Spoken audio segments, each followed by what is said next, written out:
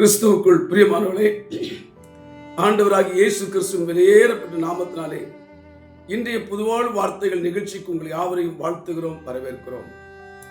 கவனிகள், இன்றைய தினத்திலே கல்வாரி சிலுவிலே கர்த்தர் வெளிப்படுத்தின தம்முடைய குணாதிசயங்களை குறித்து கர்த்தர் பேசுவாராக. அதற்கு ஆதாரமாக லூக்கா எழுதிய சுவிசேஷம் 23ஆம் அதிகாரம் 34வது வசனத்தை வாசிக்கிறேன்.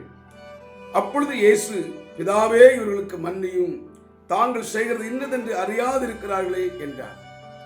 கவனிங்கள், பழைய ஏற்பாடு என்பது யூதர்கள் எப்படி வாழ்ந்தார்கள்? சத்துருக்களை பகைப்பாயாக என்கிற சத்தியத்திலே வாழ்ந்தவர்கள்.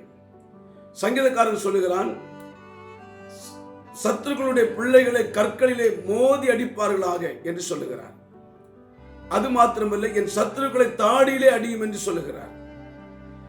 அது மாத்திரமல்ல, ஒரு வழியாய் வருகிற சத்துருக்கள் 7 வழியாய் சிதறி ஓடி போவார்களாக என்று சொல்லுகிறார். அதே நேரத்தில் இப்படி சத்துருக்களை குறித்து அநேக காரியங்களை சொல்லுகிறார். பாருங்கள், பழைய ஏற்பாடு என்று சத்துருக்களை பகைப்பாயாக, அவர்களை சத்துருக்களை நேசிக்க தெரியாது, சத்துருக்களை பகைக்க வேண்டும் என்கிற சத்தியத்திலே வளர்ந்தவர்கள்.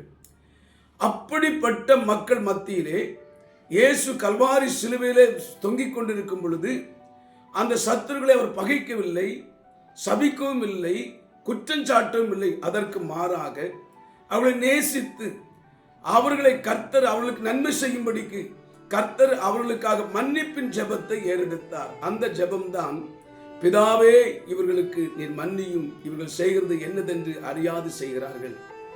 கவனிங்கள், 3 காரியத்தின் நிமித்தமாக இயேசு கொலை செய்யப்பட்டார். அநேக காரியங்கள் உண்டு, அதில் 3 காரியம். ஒன்று, பொறாமை நிறைந்த மக்கள் நிமித்தமாக அவர் கொலை செய்யப்பட்டார். அது தேவ சித்தம் தான். ஆனாலும் அது வெளியில வரும் பொழுது அவரை பொறாமை நிமித்தமாக கொலை செய்யும்படி அர்ப்பணித்து ஒப்பு கொடுத்தார்கள். 2வது, பொய் சாட்சிகள் சொல்லி அவரை சிலுவையில் அறையும்படி ஒப்பு கொடுத்தார்கள். 3வது, பொல்லாப்பு, அவருக்கு தீங்கு செய்யும்படி தீங்கு செய்து சிலுவையில் அறையும்படி ஒப்பு கொடுத்தார்கள். பொறாமை, பொய் சாட்சி, பொல்லாப்பு, இப்படிப்பட்ட 3 விதமான மக்களும் இயேசு சிலுவையில் தொங்கிக் கொண்டிருந்த போது கீழே நின்று கொண்டிருந்தார்கள். இவர்களுக்காக இவர்களை நேசித்தார். பைபிள் என்ன சொல்றது? புதிய ஏற்பாடு என்ன சொல்றது? சத்துருக்களை நேசிப்பாயாக.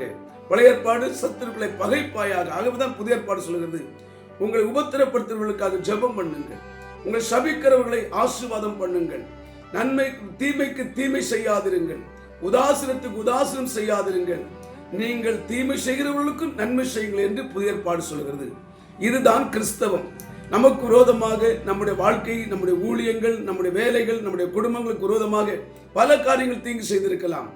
ஆனால் நீங்கள் மன்னிக்க பழகுங்கள்.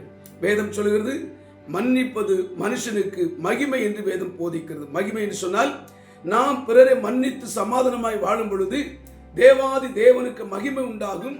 இது நிமித்தமாய் கர்த்தர் நம்மளை ஆசீர்வதிப்பார் என்று எழுதியிருக்கிறது. ஆகவே அர்ப்பணிப்போம், இயேசுவை போல வாழ்வோம். அன்பு என்கிற செடியிலே, திராட்சை செடியிலே பூத்த 7 பூக்கள், முதல் பூ மன்னிப்பு என்கிறதை நாம் பார்த்தோம்.